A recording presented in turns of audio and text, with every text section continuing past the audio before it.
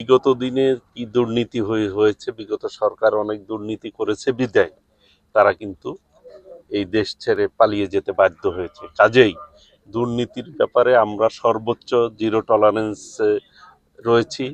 আমরা যে কোনো বিষয়ই আমাদের সামনে আসে সেগুলি আমরা তদন্ত সাপেক্ষে অবশ্যই ব্যবস্থা গ্রহণ করব। আপনারা বিগত দিনে কি হয়েছে সেটি জানি না আমি। কাজেই আমরা নতুন সরকার যাত্রা শুরু করেছি, মাত্র 12-15 দিন আমাদের এই সরকারের যাত্রা।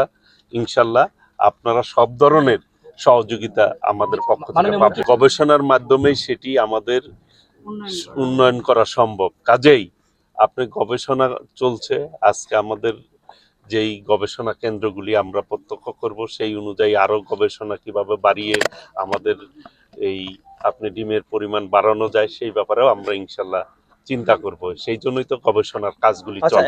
আপনাদের বলেছি যে আপনাদের সুবিধার্থে যে তথ্যগুলি প্রয়োজন সেগুলি অবশ্যই আপনারা পাবেন। আমরা তো এটা ভিজিট করতে আসছি, আমরা দেখতে আসছি এটাকে, এই খামারিকে কিভাবে আরো উন্নত করা যায় সেই ব্যাপারে আমরা অবশ্যই পদক্ষেপ নেওয়ার জন্যই কিন্তু সরজমিনে দেখতে আসছি আমি। এবং এই যে ইন্ডিয়ার প্রজাতি যে মহিষ, এগুলি ইতিমধ্যেই আমাদের মোররা মহিষ আনা হয়েছে, সেটি দুধের পরিমাণ অত্যন্ত বেশি।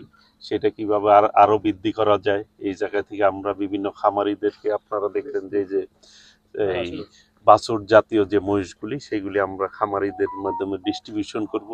এটার এইভাবেই আস্তে আস্তে সারা দেশে আমাদের বিস্তার লাভ করবে। এবং আপনি যেই কোশ্চেনটা করেছেন যে এই ভারতে ওদের দুধের পরিমাণ বেশি হয়, সেই প্রজাতির মহিষের কিন্তু আমরা এনেছি এই জায়গায়।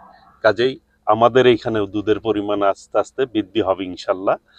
এই যাত্রা আমাদের বিভিন্ন খামারিদেরকে আমরা ট্রেনিং দিচ্ছি, তারা যাতে তাদের খামারিগুলি সঠিকভাবে পরিচালনা করতে পারে সেই ব্যবস্থাপনাও কিন্তু এই জায়গা থেকে শিখিয়ে দেওয়া হচ্ছে। কাজেই আস্তে আস্তে আমরা মনে করি এই দিক থেকে স্বাবলম্বী হব এবং আমরা অর্থনীতিতে একটি ভালো ভূমিকা রাখতে সক্ষম হব। ধন্যবাদ।